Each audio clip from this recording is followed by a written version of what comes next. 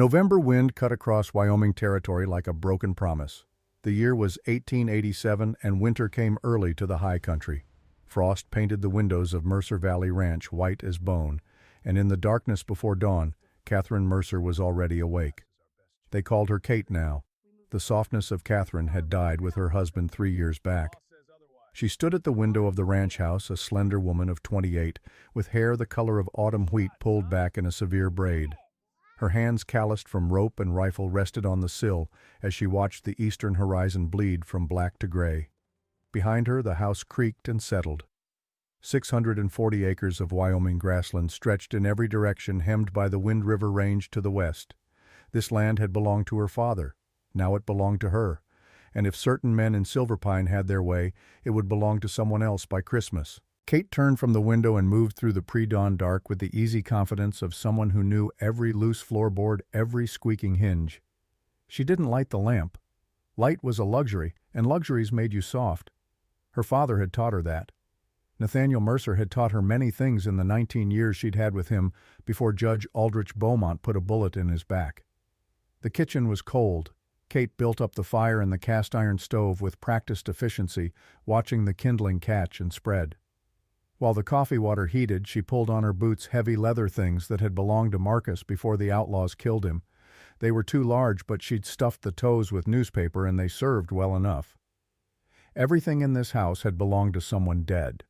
The rifle over the mantel, the wedding ring on her finger, the child sleeping upstairs. Kate poured herself coffee when it was ready, thick and black as creek tar, and stood drinking it while the house warmed around her. Through the eastern window, dawn was coming on stronger now, painting the snow-capped peaks of the Wind River Range in shades of rose and gold. Beautiful country, hard country, the kind of country that killed the weak and tested the strong. Upstairs, a floorboard creaked. Kate set down her cup and moved to the base of the stairs. A moment later, a small figure appeared at the top, silhouetted against the faint light from the bedroom window. 6 years old, barefoot, wearing a nightgown that had been mended so many times it was more thread than fabric. Lily Mercer, the last of Kate's family. "You're up early," Kate said. The girl descended the stairs with careful steps, one hand trailing along the wall for balance. "Heard you moving around." "Should have stayed in bed. It's cold." "Not so cold." Lily reached the bottom and padded across the floor to stand beside Kate at the stove, small hands reaching toward the warmth. In the growing light, Kate could see the resemblance to Robert, her younger brother. Same dark hair, same serious eyes that seemed too old for such a young face. Robert had died of consumption 3 years back, 6 months after Marcus. Lily's mother had died giving birth to her. The child was an orphan twice over, and Kate was all she had left in the world. Kate poured milk into a pot and set it to warm. "Going to be a long day. Best eat something proper." "Are we going to town?" "We are." "Why?" Kate glanced down at the girl. 6 years old and already learning that questions could be dangerous. "Because I said so." Lily accepted this without argument. She was a quiet child, watchful and careful, and Kate wondered sometimes if that was nature or necessity. The girl had known nothing but loss in her short life. First her mother, then her father, then the uncle she'd barely known. Now she lived on a ranch 15 miles from the nearest town, raised by an aunt who taught her to shoot before she taught her to read. They ate breakfast in silence. Oatmeal with a spoonful of honey, the last of the preserves from summer. Outside, the sun was fully up now, and Kate could see the fence line running south toward the creek. Good, strong fencing replaced just 2 years ago. Marcus had helped her with that back when there was still hope he might live long enough to see their children grow. After breakfast, Kate sent Lily upstairs to dress while she saw to the horses. The barn was cold and dim, smelling of hay and horse and old leather. Kate's mare, a chestnut Morgan named Copper, nickered softly as she entered. Beside Copper stood the bay gelding that pulled the wagon, a solid animal with a white blaze and patient eyes. Kate fed and watered both horses, then hitched the gelding to the wagon. The work was familiar, almost meditative. Buckle and strap check and tighten. She'd done this 1,000 times, first alongside her father, then her husband, and now alone. When she returned to the house, Lily was dressed and waiting by the door. Dark wool dress, heavy stockings, boots that would need replacing come spring. Kate pulled on her own coat, a man's duster that hung nearly to her ankles, and checked the rifle rack by the door. The Sharps Model 1874 hung there, nearly 4 feet of octagonal barrel and walnut stock. Her father's rifle. Buffalo gun, some called it, though Nathaniel Mercer had used it for more than buffalo. Kate lifted the rifle down and checked the action. Smooth as silk even after 30 years. The brass plate on the stock was engraved with her father's initials, and the year he'd bought it, NM, 1876. The year of Custer's last stand and the Centennial Exhibition and Nathaniel Mercer's finest buffalo hunt. 200 animals taken in 3 months, every hide sold, every dollar earned honestly. Judge Beaumont claimed her father had cheated him out of that money, claimed Nathaniel had been his partner, and had taken more than his share. It was a lie, but Beaumont was a judge, and Nathaniel was dead, and in Wyoming territory, that meant the lie stood. Kate loaded the Sharps with a single .50, 90 cartridge and set it beside the door. Then she buckled on her gun belt a heavy leather rig with a Colt single-action Army on the right hip. The revolver had been Marcus's. She wore it every day now, even to church. "Ready?" she asked Lily. The girl nodded. They climbed onto the wagon and Kate took up the reins. The gelding leaned into the traces and the wagon rolled forward, wheels crunching through the frost-hardened grass. Behind them the ranch house stood alone against the mountain smoke rising from the chimney into the clean morning air. The road to Silver Pine ran southeast, following the old Oregon Trail for 5 miles before branching north toward town. It was a good road in summer, passable in winter, and impassable in spring when the snowmelt turned the whole valley into a sea of mud. Today it was frozen hard as iron, and the wagon made good time. They'd covered perhaps 3 miles when Kate saw the riders. 3 men on horseback coming up the road from the direction of town. Kate pulled the gelding to a halt and waited, one hand resting casually on the Sharps beside her. Lily sat very still, watching. The riders approached at an easy walk, unhurried. When they were close enough to make out faces, Kate recognized the man in the lead. Tall, well-dressed, riding a black gelding that probably cost more than most men earned in a year. Edmund Thorne, owner of the Rocky Mountain Railway Company and the richest man in 3 territories. Thorne reined in 20 feet from the wagon and touched the brim of his hat. "Mrs. Mercer, a pleasure." "Mr. Thorne." Kate kept her voice neutral. The 2 men flanking Thorne were hired guns, she could tell that at a glance. One was young and nervous, hand hovering near his revolver. The other was older, calm, with the flat eyes of a man who'd killed before and would kill again. "Heading into town?" Thorne asked, his tone conversational. "That's right. Mind if we ride along dangerous country? Never know who you might run into." "I can manage." Thorne smiled, but it didn't reach his eyes. He was a handsome man, she supposed, if you liked the type. Clean-shaven, expensive clothes, teeth white and straight. He looked like money and power and everything the frontier was supposed to wash away. "I'm sure you can, Mrs. Mercer. Your reputation precedes you." His gaze drifted to the Sharps. "That your father's rifle?" "It is." "Heard he was quite the shot." "He was." "Heard you're pretty handy with it yourself." Kate said nothing. Beside her, Lily sat, frozen eyes wide. The girl knew danger when she saw it, even if she couldn't name it yet. Thorne leaned forward in his saddle. "Mrs. Mercer, I'm going to be direct with you. The Rocky Mountain Railway needs to run a line through this valley. Your land sits right in the path. I'm prepared to offer you $5,000 for 640 acres. That's more than fair." "Not interested." $5,000 is a lot of money for a widow woman trying to work a ranch alone." "Said I'm not interested." "You won't get a better offer." Kate met his eyes. "Then I won't get a better offer." For a moment something flickered in Thorne's expression. Anger, maybe, or frustration. Then the smile returned, smooth as oil. "Think about it, Mrs. Mercer. Winter's coming. Hard to work a ranch in winter. Hard to keep a little girl safe and warm. Think about what's best for the child." Kate's hand tightened on the Sharps, but she kept her voice level. "I've thought plenty. Answer's still no." Thorne straightened in his saddle. "Well, can't say I didn't try. Come on, boys." He turned his horse and the 3 riders moved past the wagon, heading south. As they went by, the older gunman looked at Kate with those flat, dead eyes, and she knew. They'd be back. And next time, it wouldn't be an offer. Kate watched them until they were out of sight, then clicked her tongue and got the wagon moving again. Lily said nothing, but Kate could feel the tension in the child's small body. "Who was that?" Lily asked finally. "Trouble. Are we in danger?" Kate considered lying, then decided against it. The girl deserved truth even if it scared her, especially if it scared her. "Maybe, but we'll manage." "How?" "Same way we always do. by being smarter and tougher than the other fellow. They rode in silence for a while. The sun climbed higher, burning off the frost, and the Wind River Range stood sharp and clear against the western sky. Beautiful country, worth fighting for. Silver Pine appeared on the horizon around mid-morning. It wasn't much of a town. 300 souls maybe scattered along a single main street with a handful of side streets branching off. There was a general store, a hotel, a saloon, a church, a schoolhouse, and at the north end of town, the courthouse where Judge Aldrich Beaumont presided over justice in this corner of Wyoming territory. Kate pulled the wagon to a stop in front of Henderson's general store and helped Lily down. The street was busy for a weekday.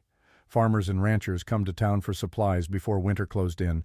Women with shopping baskets, children playing in the dust. Normal life, or what passed for it out here. Kate tied the gelding to the hitching post and was turning toward the store when she saw the man waiting on the boardwalk. Jeremiah Halloway. 45 years old, former Union cavalry officer, current schoolteacher. Tall and lean, with graying hair and eyes the color of winter sky. He wore a plain wool suit and carried himself with the upright bearing of a military man even after 20 years of civilian life. "Kate," he said, touching his hat. "Lily." "Mr. Halloway." Kate kept her voice formal. In town people watched and gossiped, and a widow woman had to be careful. "Saw you coming up the street. Wanted to catch you before you went inside." Jeremiah glanced at Lily. "Young lady, would you mind giving us a moment? I believe Mrs. Henderson has some peppermint sticks behind the counter, and I happen to know she's feeling generous today." Lily looked to Kate, who nodded. The girl disappeared into the store, and Jeremiah stepped closer, lowering his voice. "You got a summons?" Kate's stomach went cold. "What?" "Court summons. Judge Beaumont's clerk was asking around about you this morning. Said he had papers to serve." "What kind of papers?" Jeremiah's face was grim. "Hearing to determine your fitness as guardian for Lily." The world seemed to tilt. Kate reached out and steadied herself against the wagon wheel. "That's not possible. She's my niece, my brother's daughter." "Beaumont's claiming you're unfit. Says a woman living alone on a remote ranch teaching a 6-year-old child to shoot firearms, exposing her to danger and improper influences." Jeremiah paused. "Word is, Edmund Thorne filed the complaint." Kate felt something cold and hard settle in her chest. So that was the play. Thorne couldn't buy the land, so he'd take the child. Put Lily in an orphanage or foster care, declare Kate unfit, and the ranch would have to be sold to pay for the girl's upkeep. And who would buy it?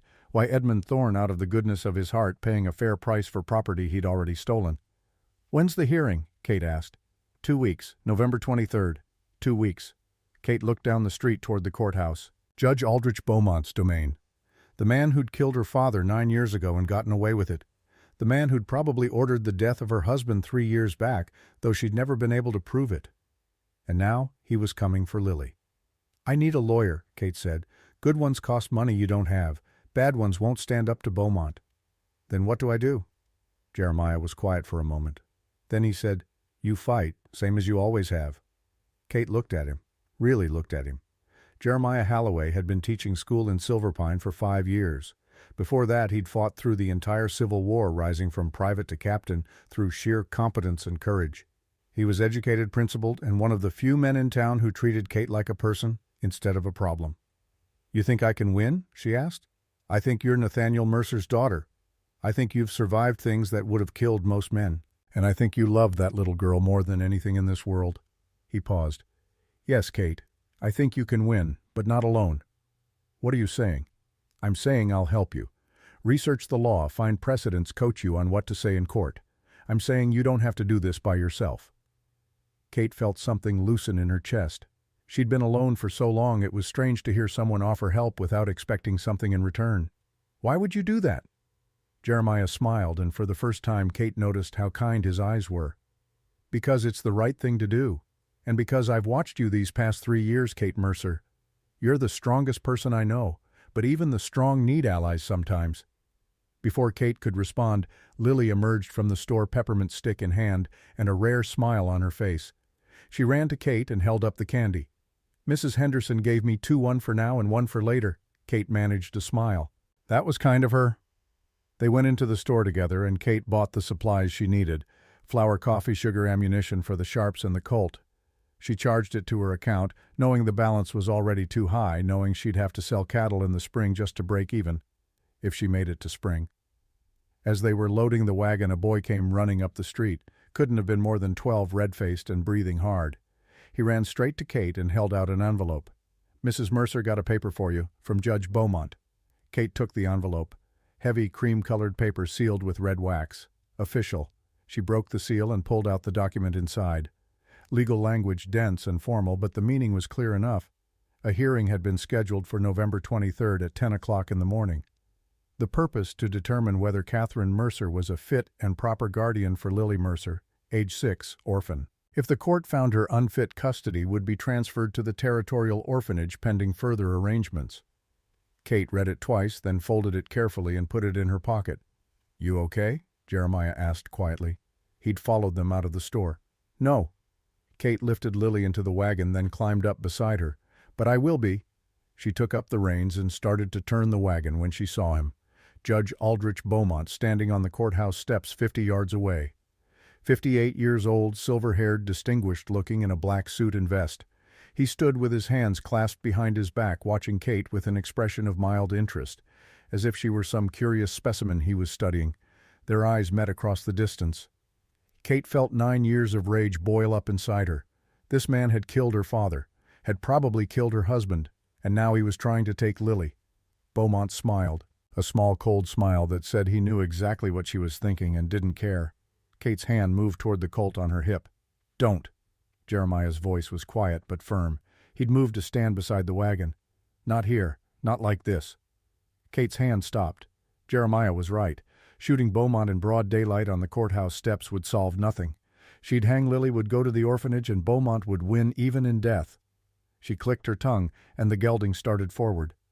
As they rolled past the courthouse, Kate kept her eyes straight ahead, but she could feel Beaumont's gaze on her back, heavy as a hand. They were halfway home when Lily spoke. "Aunt Kate." "Yes." "Are they going to take me away?"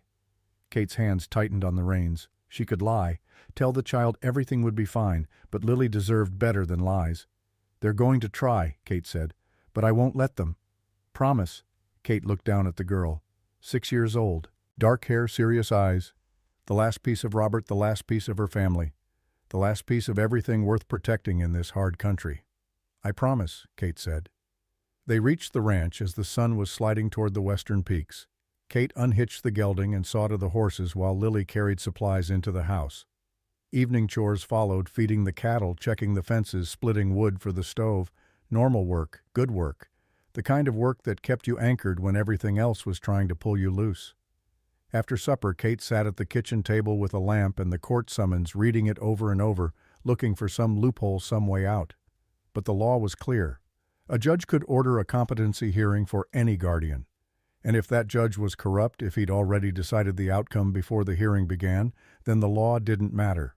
Lily had gone to bed an hour ago. The house was quiet except for the wind and the creak of old wood. Kate poured herself a cup of coffee and stood at the window looking out at the dark shape of the mountains. Her father's voice came back to her across 9 years. The last words Nathaniel Mercer had spoken before Beaumont's bullet found him. "Kate," he'd said, lying in the dust of Main Street with blood spreading across his shirt. "Promise me, the land, keep it, for the ones who come after." And Kate, 19 years old and terrified, had promised. She'd kept that promise through Marcus's death, through 3 brutal winters and 2 droughts, through cattle thieves and land sharks and railroad men who thought a widow was easy pickings. And she'd keep it now. Kate turned from the window and went to the mantel. She lifted down the Sharps rifle and carried it to the table. In the lamplight, the brass plate on the stock gleamed NM 1876. She opened a drawer and pulled out a cleaning kit. Oil patches, a ramrod. She'd cleaned this rifle 1,000 times, but she cleaned it again now, working the oil into the action running patches down the long octagonal barrel until they came out clean.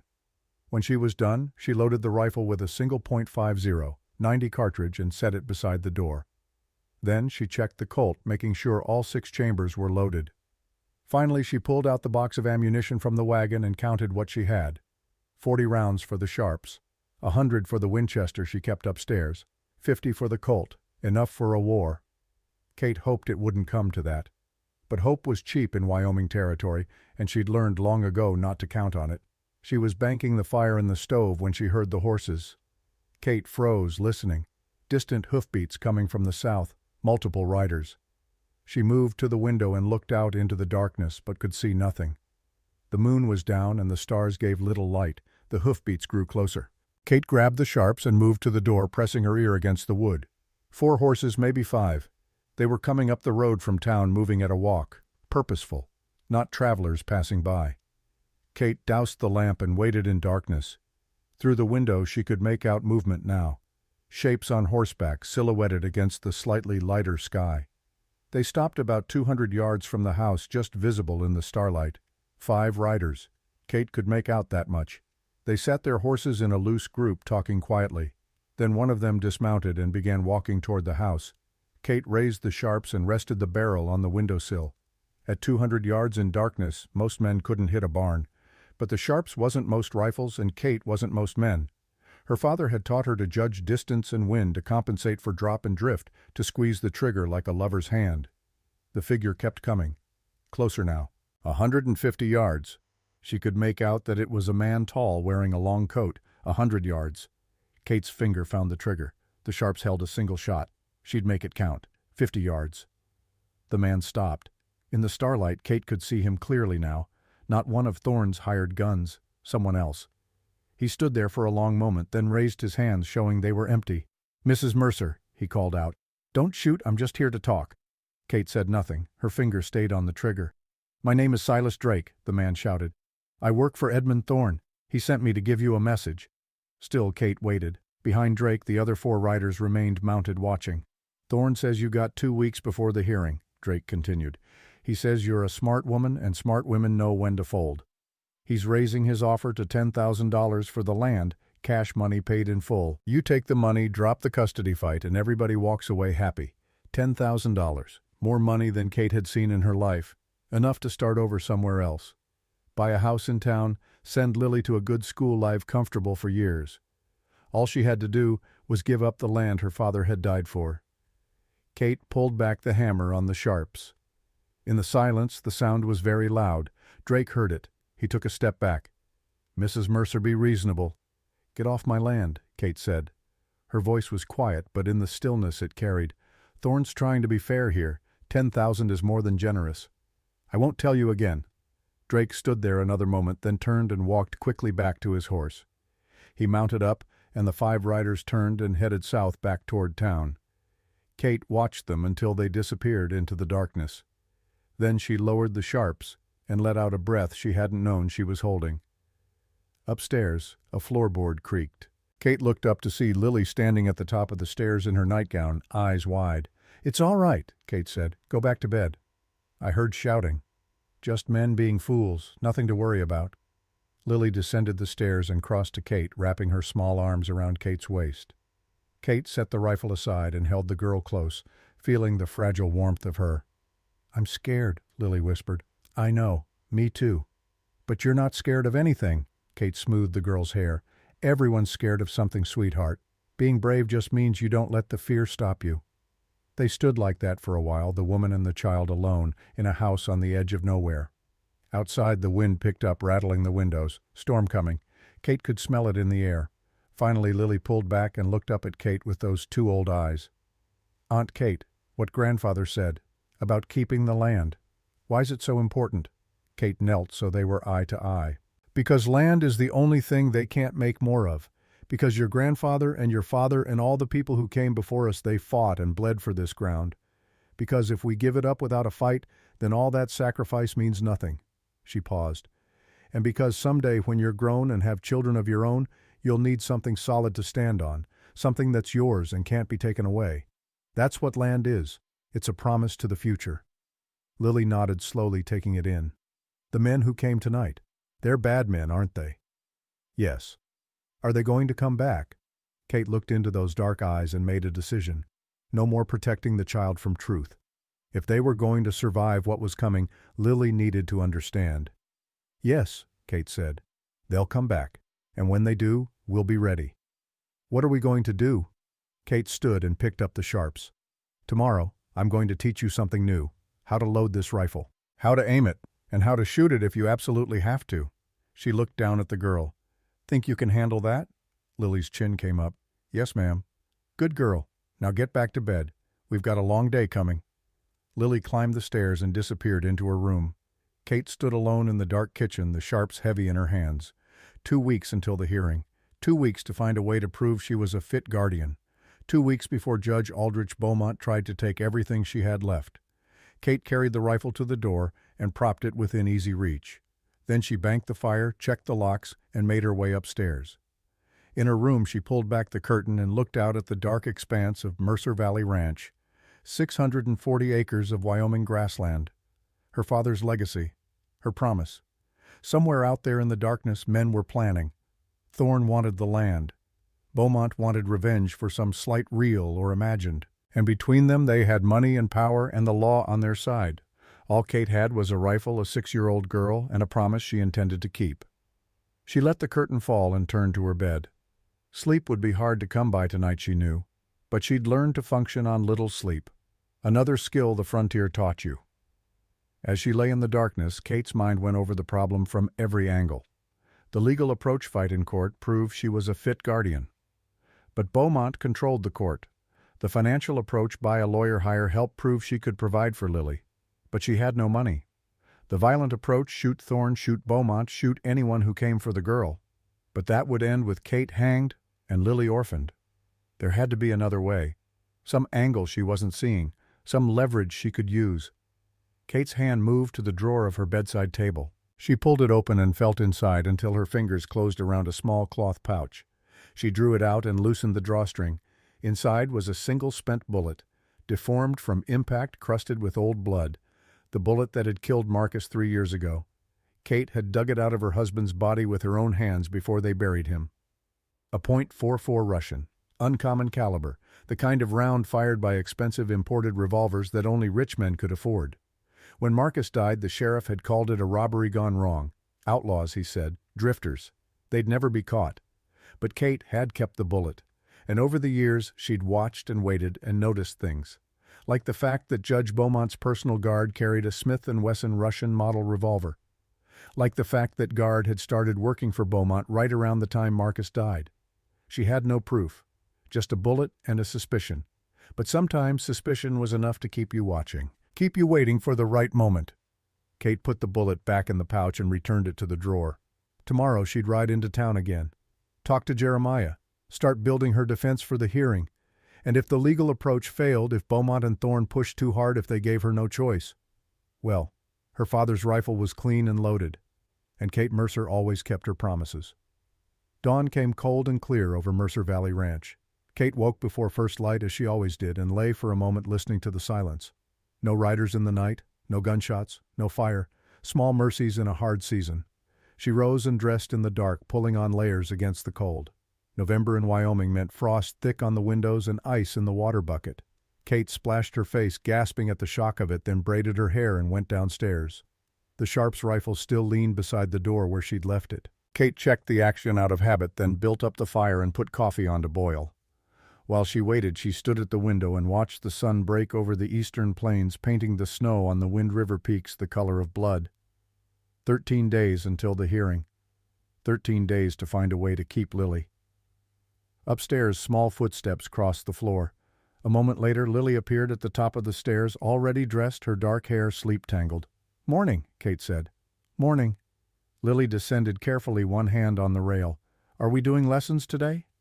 "Different kind of lessons." Kate poured 2 cups of coffee, adding milk and sugar to Lily's until it was more sweet than bitter. "Eat your breakfast, then we're going outside." They ate cornmeal mush plain and unsweetened. The honey was long gone. Kate watched Lily push the bland porridge around her bowl and felt a pang of guilt.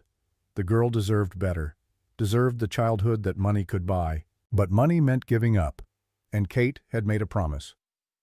After breakfast, they bundled into coats and scarves and went out into the cold morning.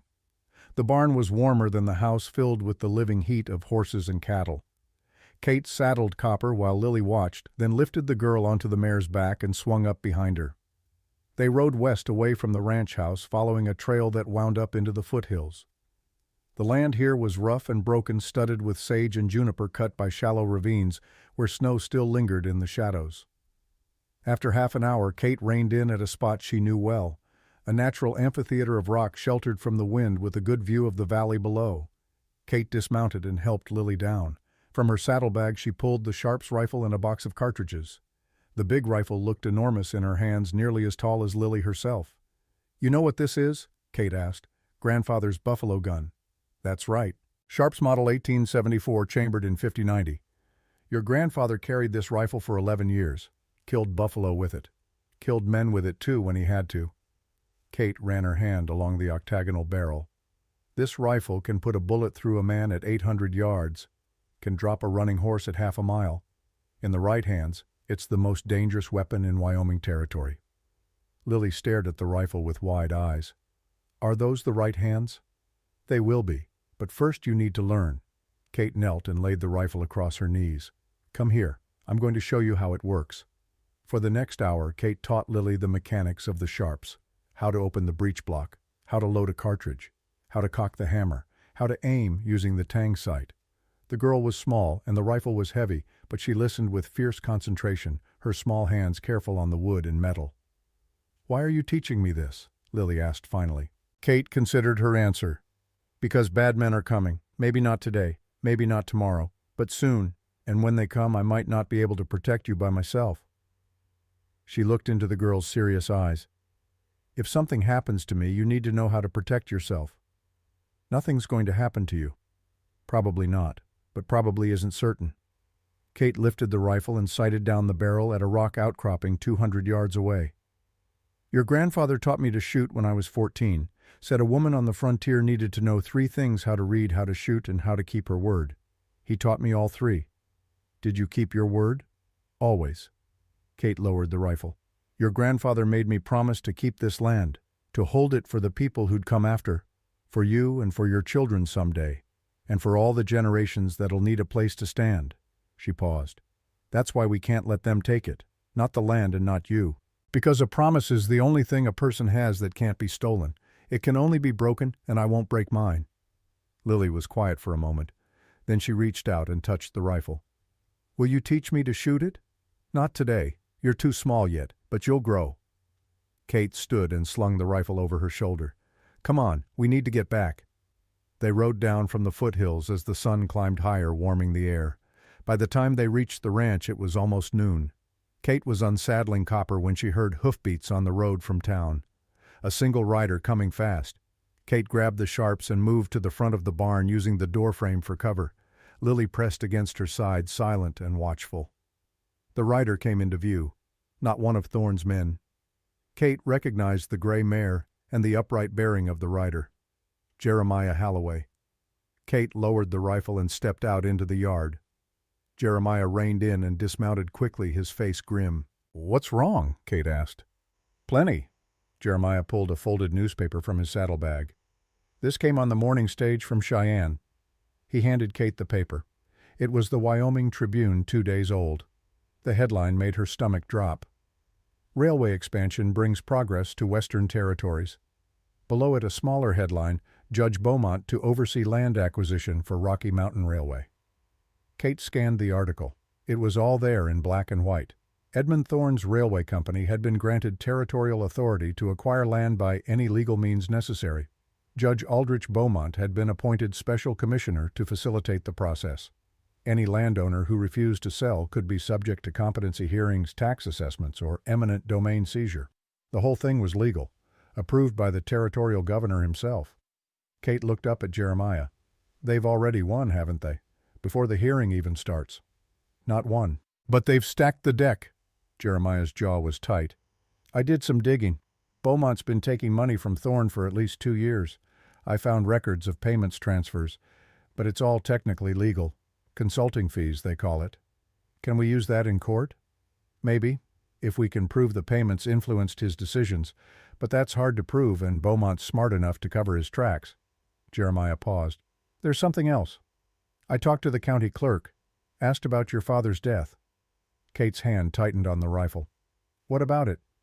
"The official report says Nathaniel was shot in a dispute over gambling debts, but the clerk remembers it differently. He was just a kid then, working as an errand boy. He says there were witnesses who saw Beaumont's guard shoot your father in the back, unprovoked, but all those witnesses disappeared or changed their stories before the inquest. Beaumont paid them off, or scared them off. Either way, your father's death was murder and Beaumont covered it up." Jeremiah met her eyes. Kate, if we can prove that if we can show Beaumont's been corrupt all along, we might be able to get the hearing moved to a different judge. How do we prove it? The witnesses are gone. Not all of them. Jeremiah pulled out a piece of paper covered in his neat handwriting. I found one. Man named Thomas Pike. He was a ranch hand here 9 years ago. Saw the whole thing. He left Wyoming right after scared for his life. But I tracked him down. He's in Denver now, working as a freight clerk. Kate felt something kindle in her chest. Hope, maybe, or just the ember of rage that had been smoldering for 9 years. Will he testify? I sent him a telegram, haven't heard back yet. But if he will, if we can get him here before the hearing, we might have a chance. Might. It's better than nothing. Kate folded the newspaper and handed it back. What do we do in the meantime? We prepare. I'll keep researching, looking for legal precedents. You need to document everything, how you provide for Lily, her education, her care. We need to show the court you're not just capable, you're the best guardian she could have. And if that's not enough, Jeremiah was quiet for a long moment. Then he said, then we fight another way? Before Kate could respond, Lily tugged at her sleeve. Aunt Kate, someone's coming. Kate turned. 3 riders were approaching from the south, moving at a leisurely pace.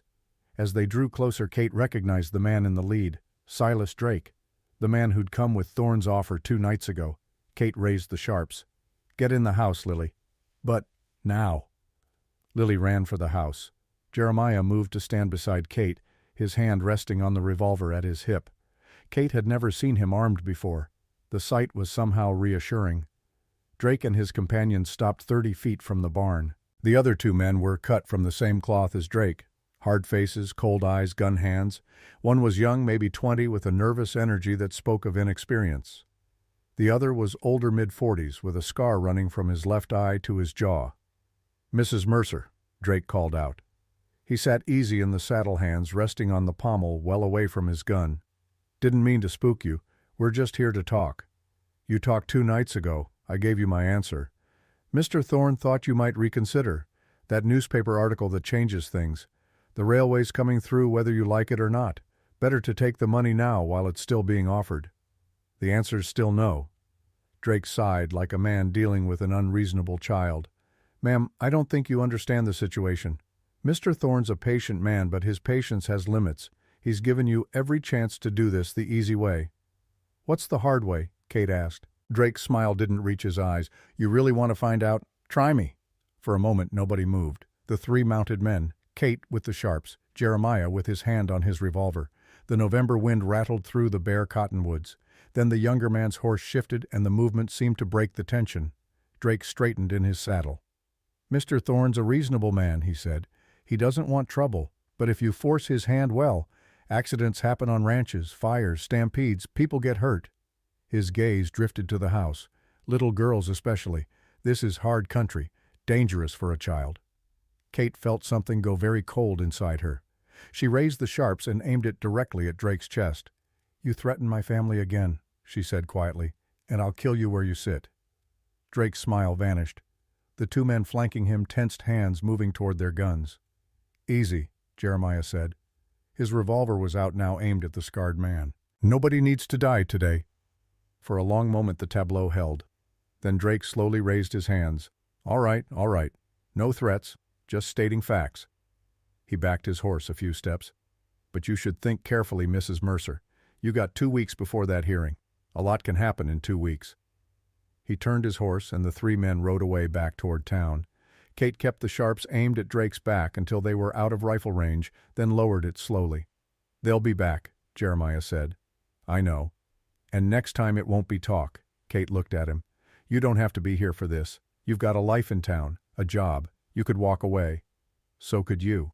This is my land, my family. And you're my friend. Jeremiah holstered his revolver.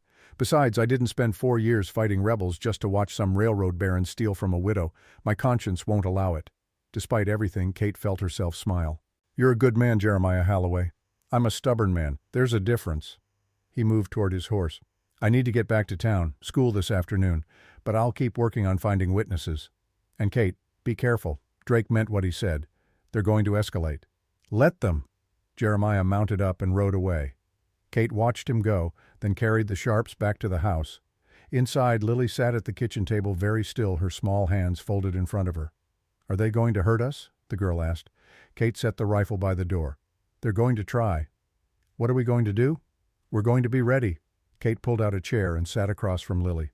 "Listen to me. The next few days are going to be hard. Men might come. There might be trouble. If that happens, I need you to do exactly what I say when I say it. Can you do that?" "Yes, ma'am." "Good." Kate reached across and squeezed the girl's hand. "We're going to get through this. I promise you." That night, Kate didn't sleep. She sat at the kitchen table with the lamp turned low, the sharps across her knees, watching the darkness beyond the windows, waiting. The attack came an hour before dawn. Kate heard them first.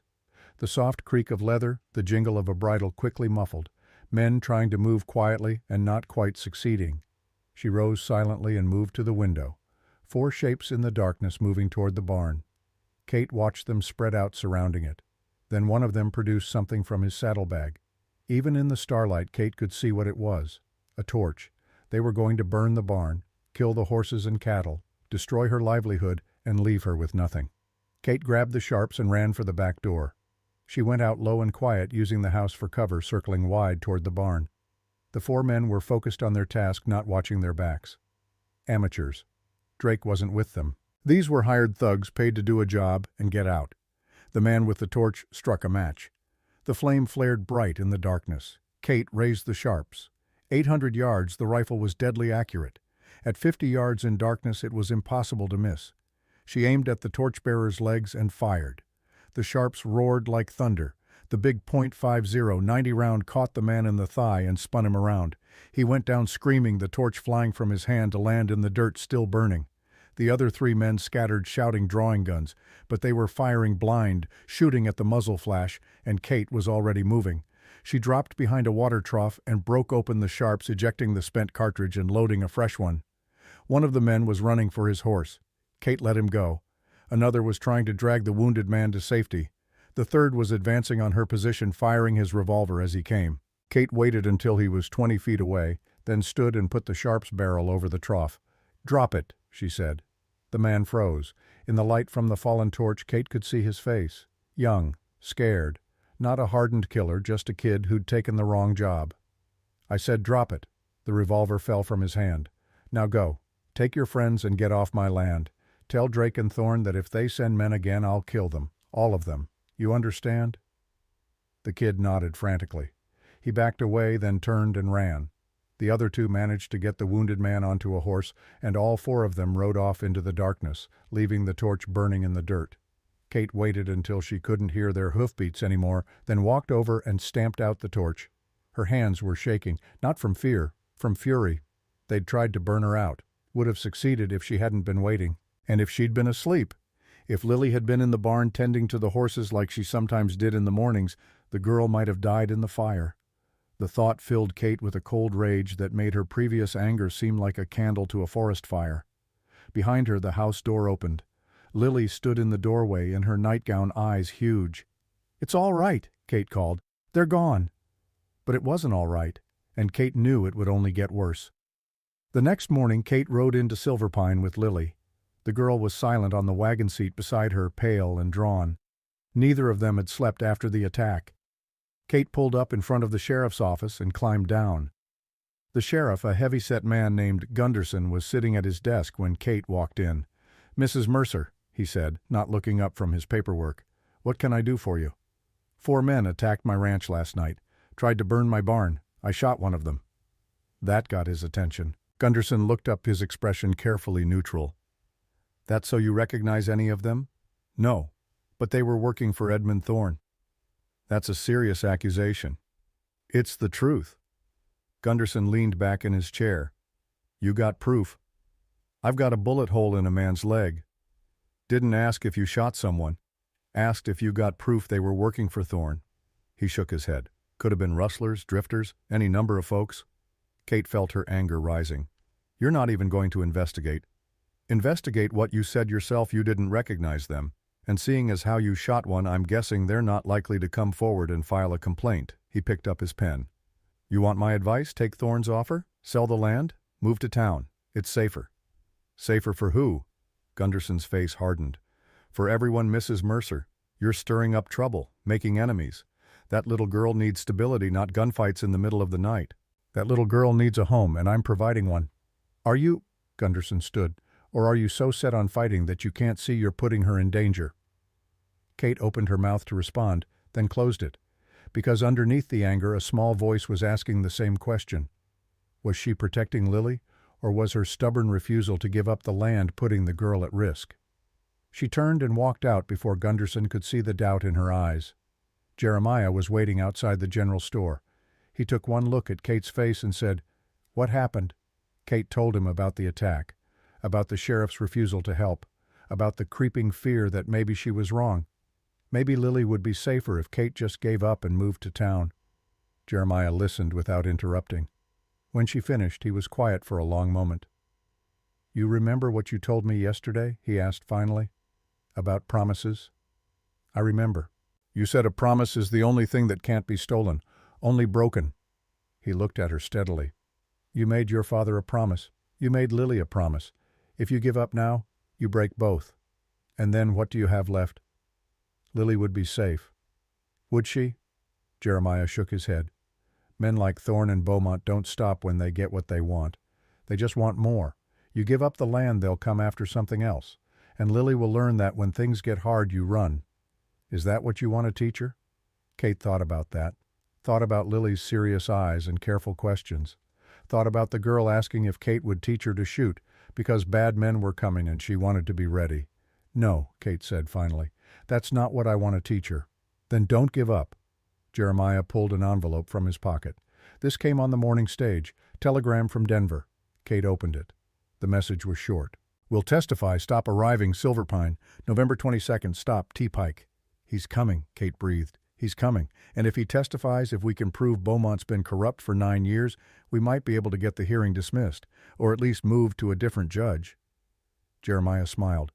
"We've got a chance, Kate. Maybe not a great one, but it's something." Kate felt hope flare again, fragile as a candle flame. "When does he arrive?" "November 22nd, the day before the hearing." Jeremiah's smile faded. "Which means we need to keep you and Lily alive until then. Thorne's going to escalate. Last night was just the beginning." "What do you suggest?" "Move into town, stay at the hotel. I can arrange protection." Kate shook her head. "If I leave the ranch unguarded, they'll burn it to the ground. And come the hearing, Beaumont will use that as proof I can't manage the property." "Then let me help guard it. I can take the night watches. You need sleep. You've got school to teach." "School can wait. This is more important."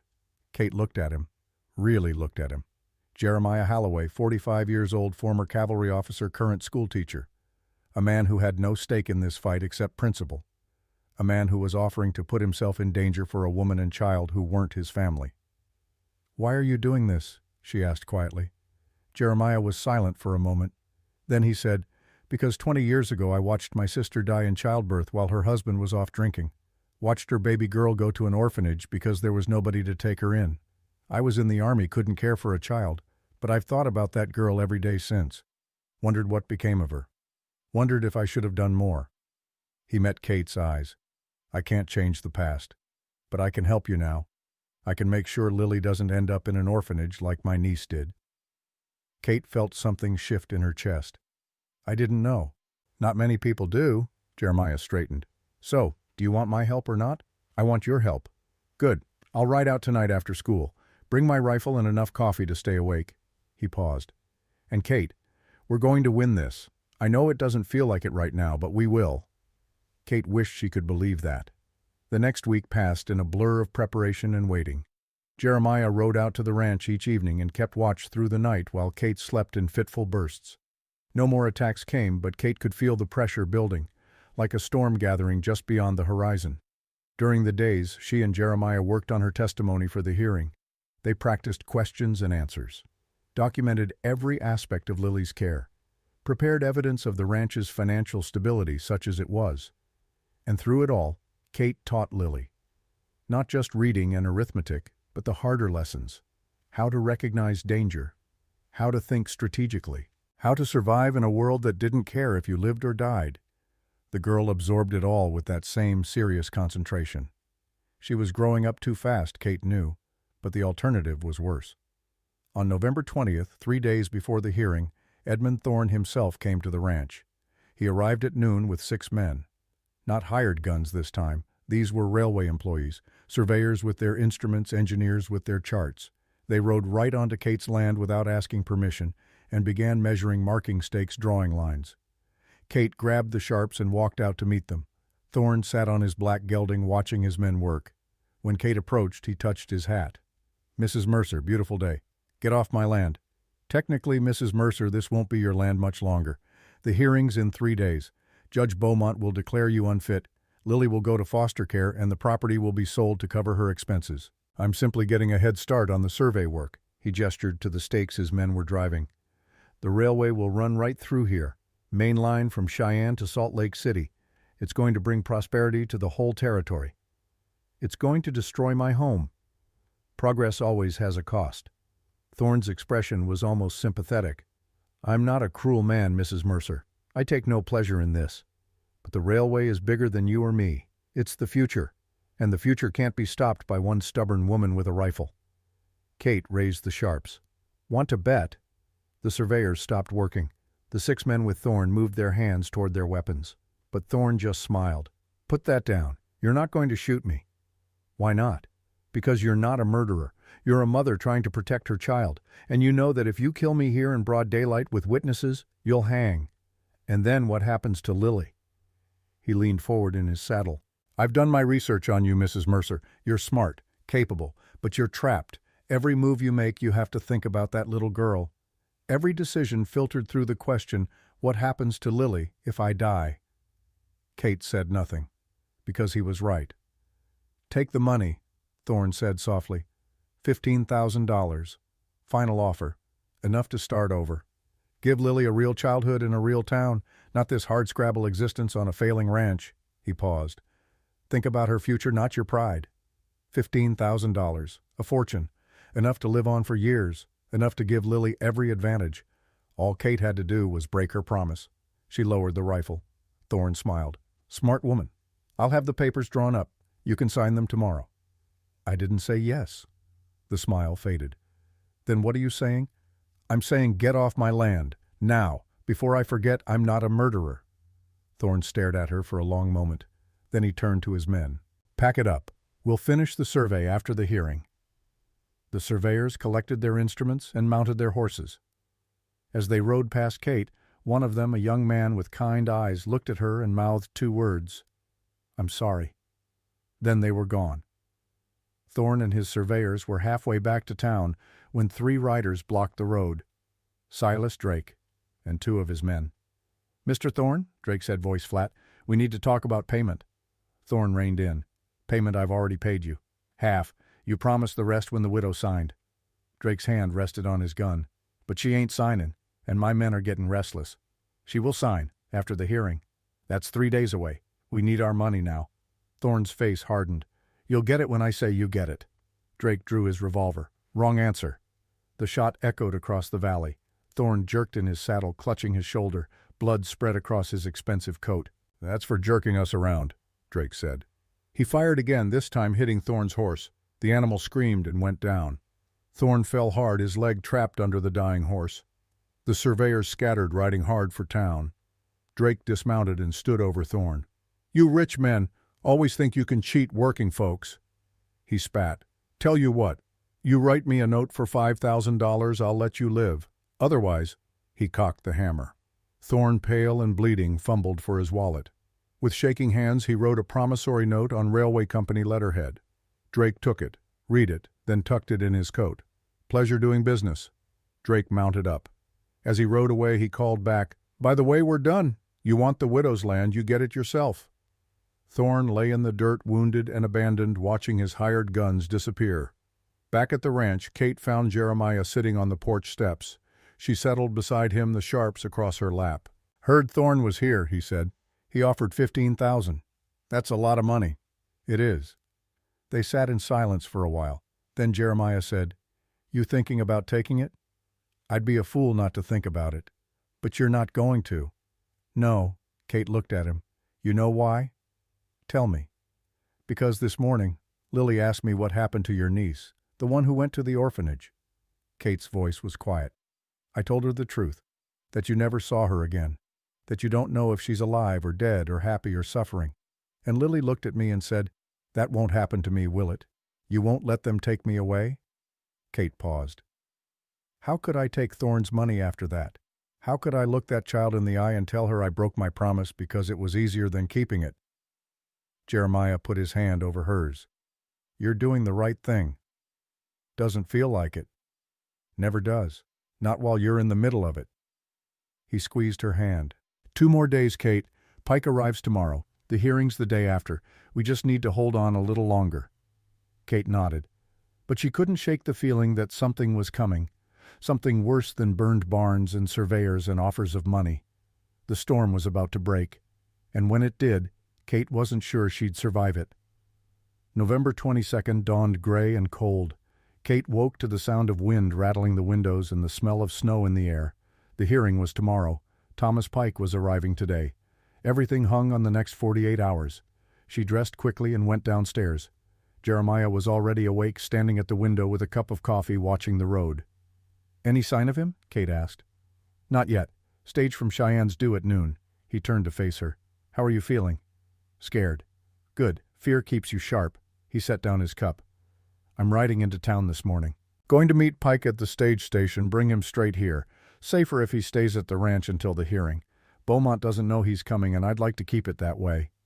Kate nodded. "What should I do?" "Stay here. Keep Lily close. If anything happens, anything at all, fire 3 shots. I'll hear them and come running." He picked up his coat. "Kate, we're almost there. 1 more day." After Jeremiah left, Kate went through her morning routine mechanically. Feed the horses, check the cattle, split wood. All the while her mind was on the hearing. What questions would Beaumont ask? What would she say? How could she prove she was a fit guardian when the judge had already decided she wasn't? Lily was quiet at breakfast, pushing cornmeal mush around her bowl without eating. "What's wrong?" Kate asked. "Tomorrow's the day." "It is." "What if they take me away?" Kate reached across the table and took the girl's hand. "They won't. You don't know that." "No, but I believe it. And belief is halfway to truth." Kate squeezed her fingers. "Listen to me. No matter what happens in that courtroom tomorrow, I want you to remember something. You're a Mercer. We don't give up. We don't back down. And we always keep our promises." Lily nodded slowly. "What was Grandfather's promise?" "He promised this land would stay in the family, that it would be here for you and for your children and for every generation that comes after." Kate paused. "And I promised him I'd make sure it happened." "What if keeping that promise means I get taken away?" The question hit Kate like a physical blow, because it was the fear that had been gnawing at her for weeks. What if the only way to keep Lily was to give up the land? What if she had to choose between her promise to her father and her promise to protect this child? Before Kate could answer, she heard horses. Multiple riders coming fast. Kate grabbed the sharps and ran to the window. 6 men were riding hard toward the ranch from the direction of town. At the front was Silas Drake, his face grim. Behind him rode the scarred man and 4 others Kate didn't recognize. Something was wrong. They weren't sneaking this time. They were coming in broad daylight, riding like men with nothing to hide. "Lily upstairs. Root cellar. Now." "But now." Lily ran. Kate heard her footsteps on the stairs, then the creak of the cellar door. Good. The root cellar was underground, accessible through a trapdoor in Lily's bedroom, safe from bullets and fire. Kate positioned herself at the front window, sharps ready. The riders pulled up 50 feet from the house and dismounted. Drake walked forward, hands visible and empty. "Mrs. Mercer," he shouted, "need to talk to you." "Talk from there." "It's about the schoolteacher Holloway." Kate's blood went cold. "What about him?" "There's been an accident. Stage from Cheyenne overturned. Holloway was on it." No. Jeremiah had gone to meet Pike. If the stage had crashed. "Is he alive?" Kate called out. "Don't know. They're pulling survivors out now. Thought you'd want to know." Drake paused. "I can take you into town if you want to check on him." Every instinct Kate had screamed trap. This was too convenient, too perfectly timed. The stage crashes the day before the hearing, the day Pike was supposed to arrive. Jeremiah hurt or worse. And Drake offering to take her into town, leave the ranch undefended. But what if it was true? What if Jeremiah was hurt and needed help? Kate made her decision. "I'm coming, but I'm keeping my rifle." She grabbed ammunition, stuffed her pockets full of cartridges. Then she opened the cellar door and called down, "Lily, stay hidden. Don't come out until I get back." "Where are you going?" "Town. There's been an accident," Kate's voice caught. "If I'm not back by dark, go to the Hendersons. Tell them everything. They'll help you." She didn't wait for a response, just closed the cellar door and ran outside. Drake was already mounted. He'd brought a spare horse for her. Kate swung into the saddle, the Sharps balanced across her lap, and they rode hard for Silver Pine. They covered the distance in less than an hour, the horses lathered and blowing. As they crested the last hill, Kate saw the overturned stagecoach on the road below. A crowd had gathered. People were pulling luggage and debris from the wreckage. Kate spurred her horse forward and dismounted before it fully stopped. She pushed through the crowd looking for Jeremiah. She found him sitting on the ground, his head bandaged, blood on his shirt. Alive. Relief flooded through her so powerfully her knees went weak. Jeremiah looked up and saw her. His eyes went wide. "Kate, what are you doing here?" "Drake said you were hurt. Said the stage crashed." "I'm fine. Just a cut." He grabbed her arm. "Kate, it's a trap. They got you away from the ranch." Understanding hit like a lightning strike. The crash was real, but Drake hadn't come to help. He'd come to get Kate away from Lily, and while Kate was here in town, someone else would be at the ranch, going for the girl. Kate spun around looking for Drake, but he and his men were already gone, riding back toward Mercer Valley at a gallop. "No." Kate ran for her horse, but Jeremiah caught her. "Wait, think you can't ride into an ambush? Lily's alone, they're going for her." "Then we go together and we go smart." Jeremiah whistled sharply. 3 men emerged from the crowd, townsmen armed with rifles. "I asked them to come along, figured if there was trouble we'd need help." Kate didn't waste time asking questions. She mounted up and kicked her horse into a run. Jeremiah and the 3 townsmen followed, thundering back toward the ranch. They rode hard, but Kate knew they were too late. Drake had at least a 15-minute head start. More than enough time to search the ranch and find Lily. Unless the girl stayed hidden. Unless she remembered what Kate had taught her. Please, Kate prayed to whatever God might be listening. Please let her remember. They reached the ranch at mid-afternoon. The house looked undisturbed from the outside, but Kate could see fresh hoofprints in the yard. Drake and his men had been here. Kate dismounted and ran for the house, Sharps ready. The front door stood open. Inside, furniture had been overturned, drawers pulled out. They'd searched the place. "Lily!" Kate shouted. "Lily! It's me! You can come out!" Silence. Kate's heart hammered as she took the stairs 2 at a time. Lily's bedroom door was open. The bed had been stripped, the mattress pulled off, but the trapdoor to the root cellar was still closed. Kate yanked it open. "Lily!" A small voice came from the darkness below. "Aunt Kate!" Relief crashed over Kate like a wave. "It's me, sweetheart. It's safe now. Come on up." Lily climbed up from the cellar, cobwebs in her hair, eyes huge. Kate pulled her into a fierce embrace. "Good girl," Kate whispered. "You did so good. You stayed hidden just like I told you." "I heard, man. They were looking for me. They sounded angry." "I know, but you're safe now." Kate pulled back and checked the girl over. No injuries, no harm, just scared. "Did they say anything? Anything about where they were going?" Lily nodded. "One of them said they should go back to town. Said the judge wanted to know if they found me." Beaumont. Of course. This whole thing had been orchestrated by him. The stage crash was probably real, but Beaumont had arranged for Drake to use it as an excuse to get Kate away from the ranch. And when that failed, when Lily couldn't be found, Drake had gone back to report his failure, which meant Beaumont would try something else. And with the hearing tomorrow, he was running out of time. Jeremiah appeared at the bedroom door. "Everyone all right?" "We're fine." Kate stood still, holding Lily's hand. They were looking for her. Beaumont wanted them to grab her before the hearing. If they'd succeeded, he could have claimed you were negligent, that you'd lost track of your own ward. Jeremiah's face was grim. "This is getting desperate. Beaumont knows we have something, some way to fight back. He's trying to end this before we can use it." "Where's Pike?" Kate asked suddenly. "Was he on the stage?" Jeremiah's expression darkened. "He was supposed to be, but he wasn't on the passenger list. And the stage driver said a man matching Pike's description bought a ticket yesterday but never boarded." He pulled a crumpled paper from his pocket. "Telegram came this morning after I left, from Denver police. Thomas Pike was found dead in his boarding house 3 days ago. Apparent suicide. Gunshot to the head." Kate felt ice in her veins. "Beaumont. Can't prove it. But Pike buys a ticket to Silver Pine and 3 days later he's dead. That's not coincidence." Jeremiah's jaw tightened. "Beaumont's cleaning up witnesses. anyone who could testify against him. So we have no witness, no proof, nothing but my word against a judge's. We have the truth. The truth doesn't matter if nobody believes it. Kate's voice had risen. Lily pressed against her side and Kate forced herself to calm down. Shouting wouldn't help. Panic wouldn't help. She needed to think. All right, she said quietly. Tomorrow's the hearing. We go. We tell the truth. We make the best case we can. And if Beaumont rules against us, she trailed off. Because what happened then? If the court declared her unfit, if they took Lily away, what could Kate do? Fight the law, become a fugitive. Take Lily and run all options that ended badly. Jeremiah seemed to read her thoughts. Don't think about that yet. We're not beaten. Not while we can still stand and speak. That night Kate sat with Lily at the kitchen table while Jeremiah and the 3 townsmen kept watch outside. She'd sent them home earlier, but they'd refused to go. Said they'd stay through the night and ride into town with her tomorrow for the hearing. Good men. Kate was learning she had more allies than she'd known. Tell me about grandfather, Lily said suddenly. Kate looked at the girl. What do you want to know? Everything. What he was like. What he taught you. Lily paused. The promises he made you keep. Kate was quiet for a moment, gathering her thoughts. Then she began to talk.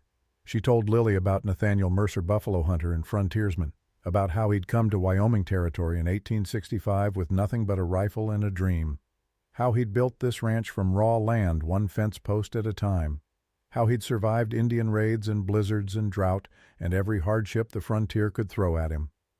She told Lily about her own childhood, learning to shoot at 14, riding the fence line with her father, listening to his stories around the fire, learning that the land wasn't just dirt and grass, but a legacy, a promise to the future. And she told Lily about the day her father died. I was 19, Kate said quietly. Father had been having a dispute with Judge Beaumont over some land. Beaumont claimed Father owed him money from a buffalo hunt years before. Father said it was a lie, that Beaumont was trying to cheat him. What happened? They argued on Main Street, in front of witnesses. Father turned to walk away, and Beaumont's guard shot him in the back. Kate's voice was flat. They called it self-defense. Said Father had reached for his gun. But I know the truth. I know my father and he would never have turned his back on a man he thought would shoot him. Did they punish the guard? No. Beaumont paid off the witnesses, changed their stories, and the guard disappeared a month later, dead probably. Couldn't have him around to tell the truth. Kate looked at Lily. That's why this hearing matters so much. Beaumont's been corrupt for years, getting away with murder. If we can prove it, if we can show what he really is, then maybe justice finally gets served. Lily was quiet for a long time. Then she said, Aunt Kate, if the judge says I have to go away tomorrow, what will you do? Kate had been dreading this question. She looked into the girl's serious eyes and made a choice. Truth. Always truth. I don't know, she said. I'd want to fight, to refuse, to take you and run somewhere they couldn't find us. She paused. But that would make me a criminal. And you'd grow up running and hiding, never having a real home, never safe. Kate took Lily's hand. So I honestly don't know what I'd do, but I know what I'm going to do tonight. I'm going to prepare the best I can. And tomorrow, I'm going to walk into that courtroom and fight for you with everything I have. And if you lose, then at least I'll know I kept my promise to try. They went to bed not long after, though neither of them slept much. Kate lay in the darkness listening to the wind and thinking about tomorrow, about what she would say, how she would stand, what she would do if the worst happened. She must have dozed off eventually, because the next thing she knew, gray dawn light was filtering through the windows and Jeremiah was knocking on the door. Kate, it's time. The ride into Silverpine felt like a funeral procession. Kate and Lily in the wagon, Jeremiah and the 3 townsmen on horseback flanking them. Nobody spoke. The weight of what was coming pressed down on all of them. They reached town at 9:45. The courthouse steps were already crowded with people. Word had spread. Everyone wanted to see the widow woman fight Judge Beaumont. Kate helped Lily down from the wagon and took her hand. Together they walked through the crowd and into the courthouse. The courtroom was smaller than Kate had expected. Wooden benches, a judge's bench at the front, a witness stand to the side. Edmund Thorne sat in the front row, his shoulder bandaged, looking pale but determined. Silas Drake stood against the back wall, arms crossed. And at the judge's bench, arranging papers with meticulous care, was Aldrich Beaumont. He looked up as Kate entered. Their eyes met across the room and Kate saw something flicker in his expression. Recognition, And underneath that, buried deep something that might have been fear. Good. Let him be afraid. Mrs. Mercer, Beaumont said, please take a seat. We'll begin shortly. Kate sat on the front bench with Lily beside her. Jeremiah sat on her other side. The courtroom filled up behind them. Townspeople, ranchers, curious onlookers. Kate recognized Mrs. Henderson from the general store, the stage driver, the hotel owner.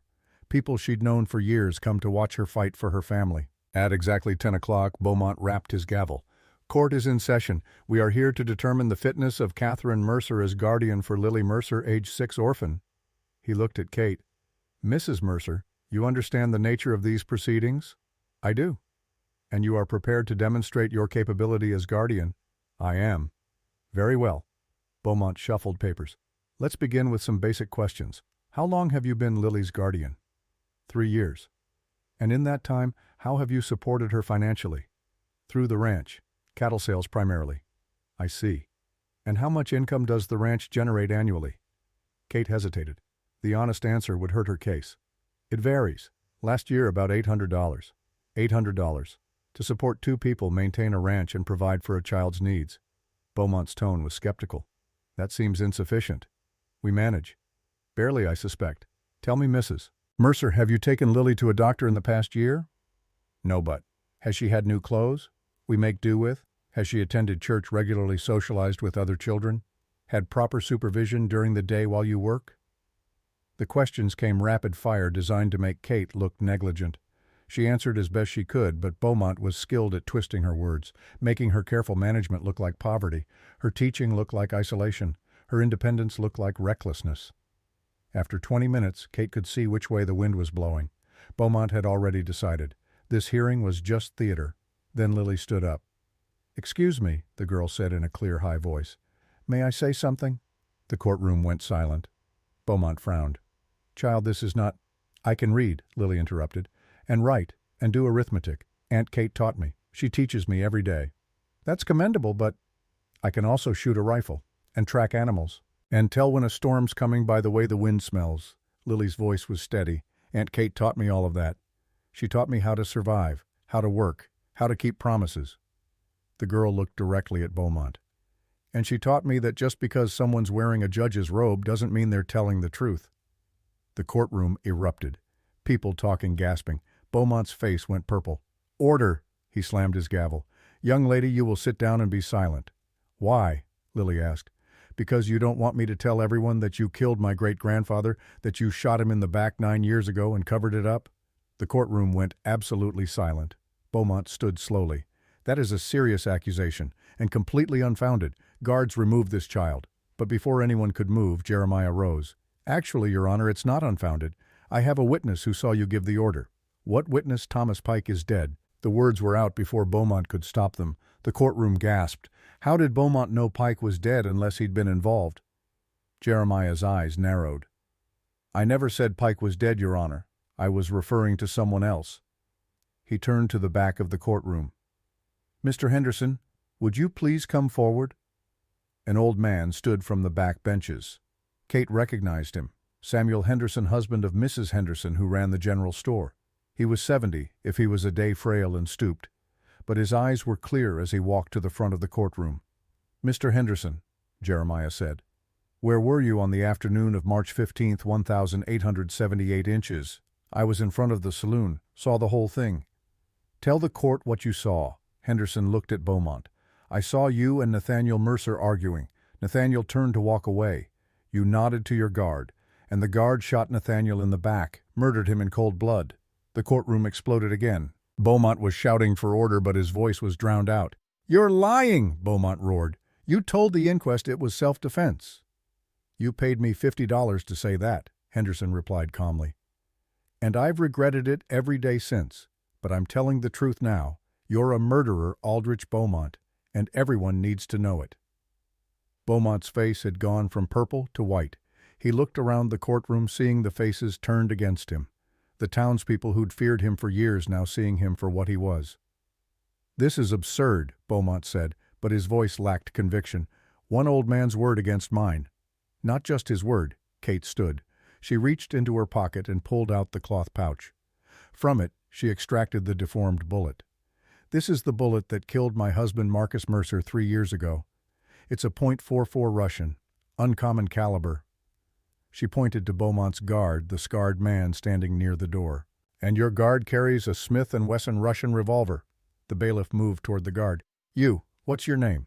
The guard's hand moved toward his holster, then stopped. Every gun in the courtroom was aimed at him. Townsman, Jeremiah, even the bailiff.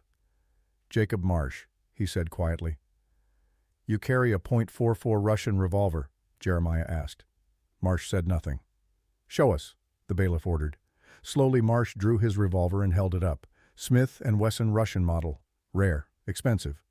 Kate tossed the bullet onto Beaumont's bench. It landed with a heavy clink. "You killed my father," Kate said quietly. "And you killed my husband. And you tried to take my family's land through fraud and intimidation.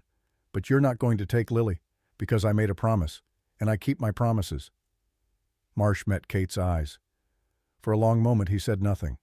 Then, "Judge paid me $500. Said your husband was in the way.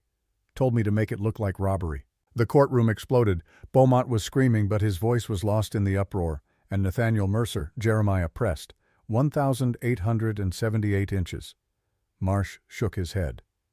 "That was Garrett, Beaumont's previous guard. He's dead now. Died in a fire 6 months after the shooting. Convenient, right?" A bitter smile. "Judge don't like witnesses. That's why I kept this." He pulled a folded paper from his coat. "Written order from Beaumont, dated 3 years ago. Says to remove the obstacle on the Silver Pine Road. That was Marcus Mercer." He handed the paper to the bailiff. "I'm done protecting you, Judge. You want to hang me, fine, but I'm taking you with me." Beaumont stared at the evidence mounting against him, then at Kate, then at the crowd of hostile faces surrounding him. He was trapped, and he knew it. "This hearing is adjourned," Beaumont said hoarsely. He stood and walked quickly toward his chambers. "Your Honor," Jeremiah called. "The matter of Lily Mercer's guardianship." Beaumont didn't turn around. "Dismissed. The petition is denied. Mrs. Mercer retains custody." He disappeared through the door. The courtroom erupted in cheers and shouts. Kate stood frozen, unable to quite believe what had just happened. They'd won. Against all odds, they'd actually won. Lily threw her arms around Kate's waist, and Kate held her tight, tears finally spilling down her cheeks.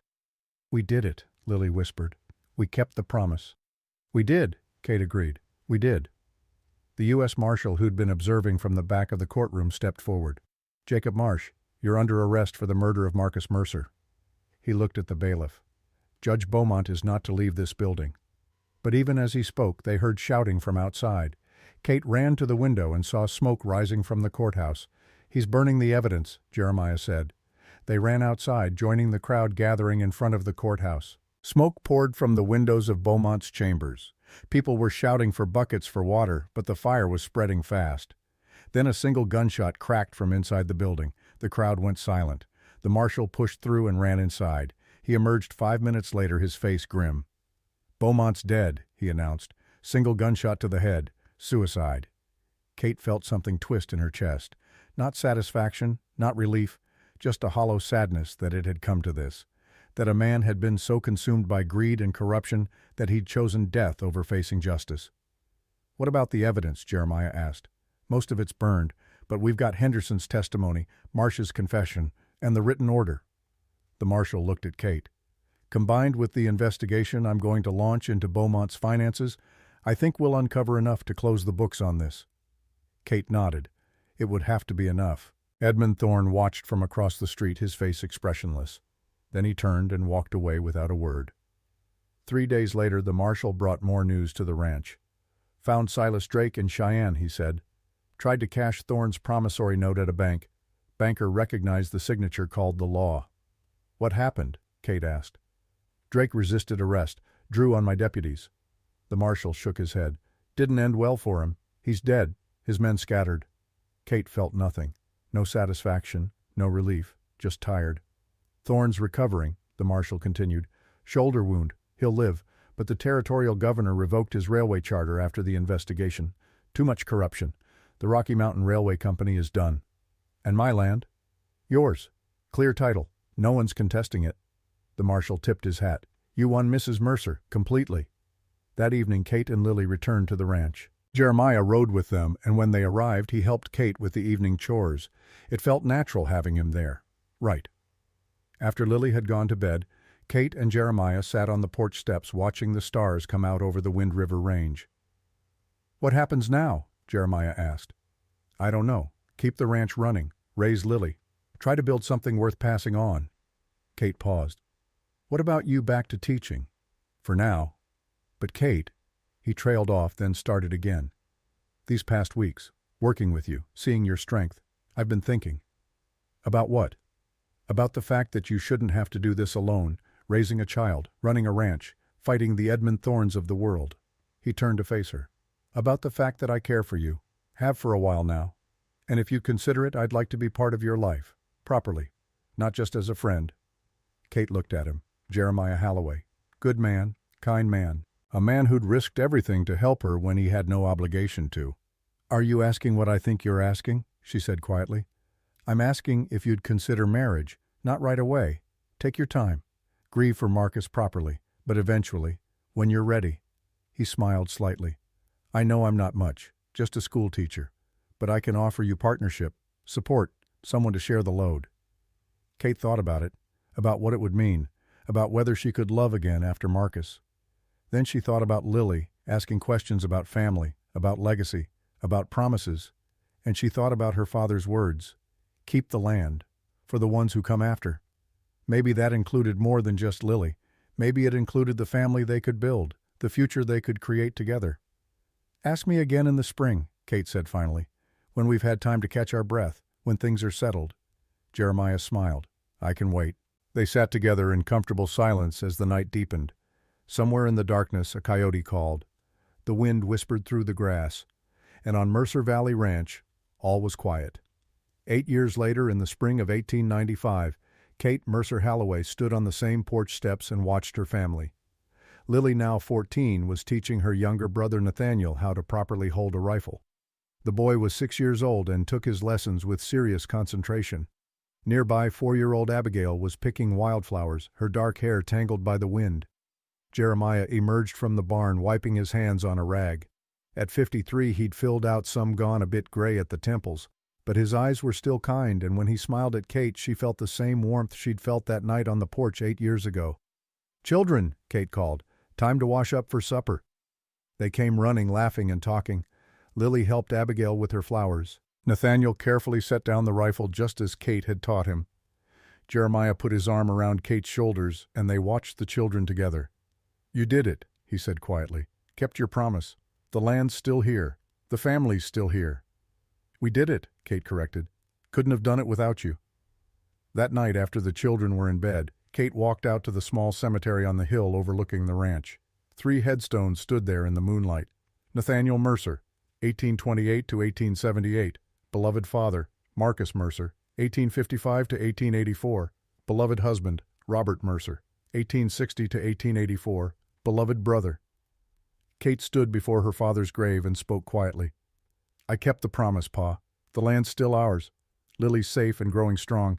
She'll inherit this place someday, and she'll pass it on to her children." Kate paused.